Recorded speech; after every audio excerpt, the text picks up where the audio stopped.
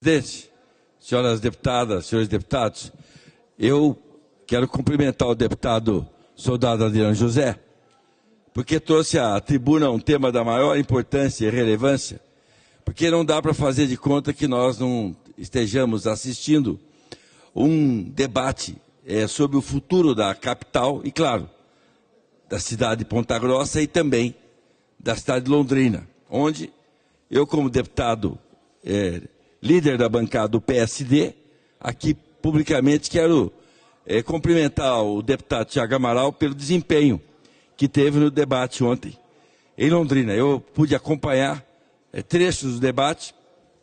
Aliás, eu até gostei dos dois candidatos, da postura de ambos, embora com posições muito duras, mas qualificado o debate em Londrina. O mesmo, infelizmente, não aconteceu em Curitiba. Por quê? Porque a candidata desafiante aqui, não é? Ela sempre fala que aquela voz é estridente, mas a voz estridente não é que a voz dela seja estridente, não. Ela é uma pessoa que tem uma fala macia, ela domina bem o idioma pátrio. Mas ela quer, na verdade, causar nas redes sociais com uma fala radicalizada, não é? Para poder falar com a bolha que entende que conseguiu formar nessas eleições. Bom, eu tenho visto aqui os partidos que apoiam a candidatura do nosso candidato, que honra o PSD, o deputado, o nosso querido vice-prefeito, melhor dizendo, de Curitiba, o Eduardo Pimentel Slaviero. O Eduardo Pimentel, ele, ao longo dos anos, se qualificou para poder governar a cidade de Curitiba. Ele honra o nosso partido PSD. Ao mesmo tempo, ele é um candidato que apresenta propostas e soluções, da mesma forma que fez o atual prefeito Rafael Greca. Eu, inclusive, penso que o nível do debate, por conta da postura da candidata adversária, eles estão nivelando a campanha, falando mal da cidade de Curitiba, falando como se Curitiba não fosse uma cidade diferenciada em relação às outras capitais, com os investimentos que foram feitos em todas as áreas, tendo educação pública de qualidade, saúde, a melhor de todas as capitais, que teve a gestão competente da deputada, nossa colega aqui, Márcio Sulac, e que integra também com muita honra a bancada do PSD. E nós tivemos, de forma exemplar em Curitiba, diferente do que ontem foi afirmado no debate, os números de mortalidade, especialmente graves em Curitiba, foi menos da metade do que a média do Brasil. Por quê? Porque aqui houve gestão. Aqui nós não tínhamos nenhuma doutora cloroquina dirigindo a pandemia. Aqui era a ciência que prevaleceu. Muitos, claro, que quiseram fazer o tratamento, que acreditavam na cloroquina, na ivermectina, tomaram. Nós temos casos, aliás, o pai do deputado Ney Leprevot, o Luiz Antônio Leprevot, desculpa citá-lo aqui sem a presença do deputado Leprevot, mas o Luiz Antônio Leprevot foi meu amigo a vida toda, e ele perdeu a vida justamente por conta do excesso do uso da ivermectina. Ou seja, ele teve o fígado dele comprometido. Todos sabem disso, foi uma vítima da propaganda enganosa. Ao mesmo tempo,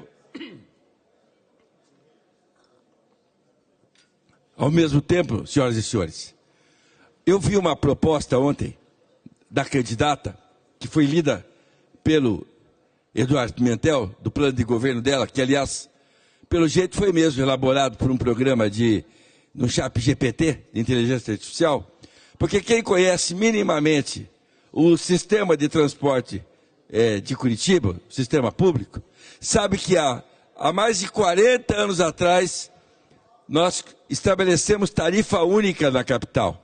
Acabou o preço diferenciado, não é? Porque o que ela está propondo, na verdade, e tem alguns que, na minha avaliação, só podem ser ignorantes em relação ao mundo real que as pessoas vivem, ela quer criar o ônibus Uber aqui, né? O ônibus vai ter para os trabalhadores o preço da distância. Olha, minha gente, transporte coletivo é que nem política de saneamento de água e esgoto. É subsídio cruzado. todo mundo paga um valor de acordo, e o custo ele é rateado.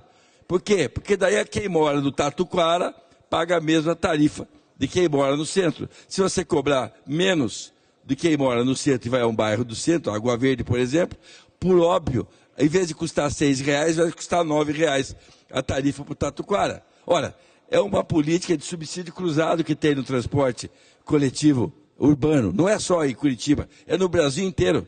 Essa proposta que ela fez ontem é retroceder 40 anos. O ChatGPT está desatualizado no mínimo 40 anos em relação a essa proposta.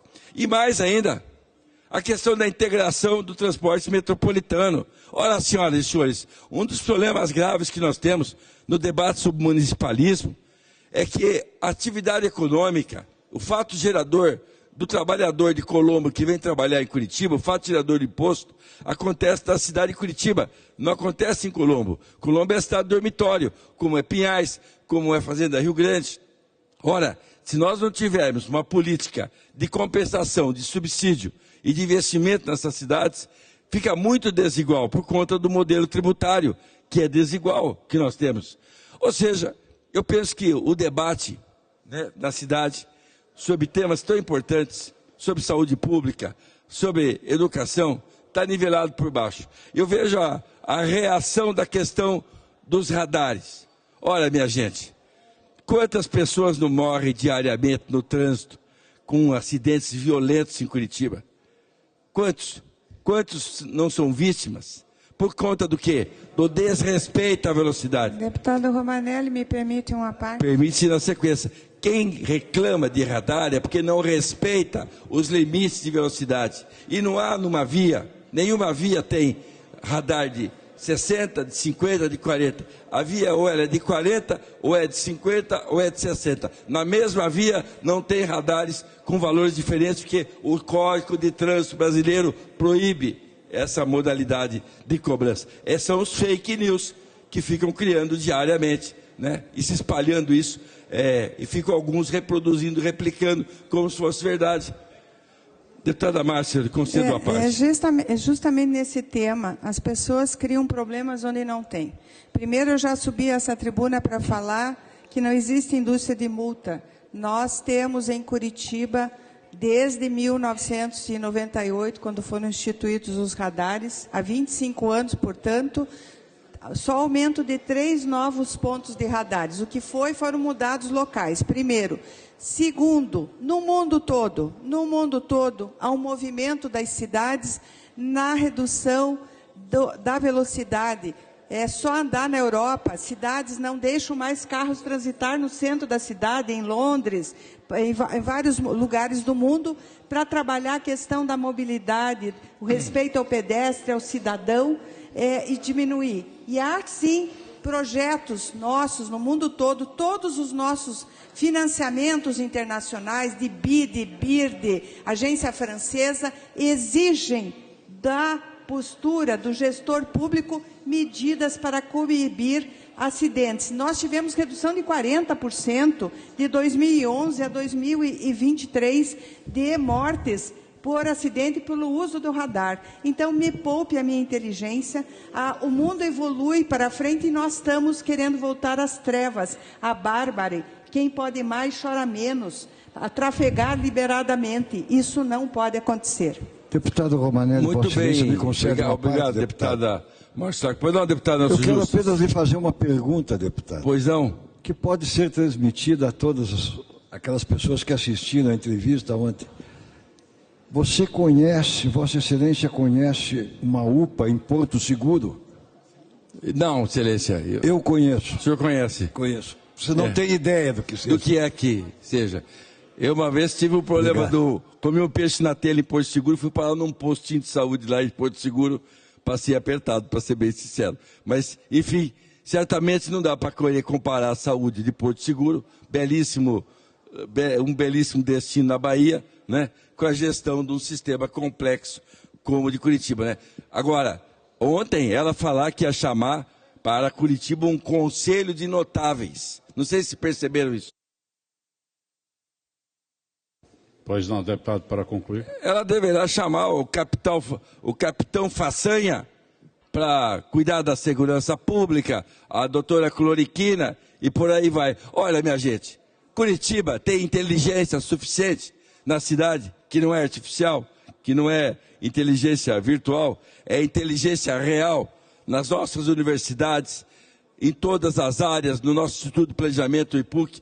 Vamos falar sério, né, de Curitiba e parar com essa irresponsabilidade que a gente tem assistido, que, reconheçamos, não serve a ninguém. E eu concluo aqui, senhor presidente, para manifestar também, em nome da bancada do PSD, a nossa solidariedade ao governador Ratinho Júnior, que começou a trabalhar muito jovem, muito cedo, e ontem foi desmerecido, né, por desespero da candidata. Nossa solidariedade ao governador Ratinho Júnior.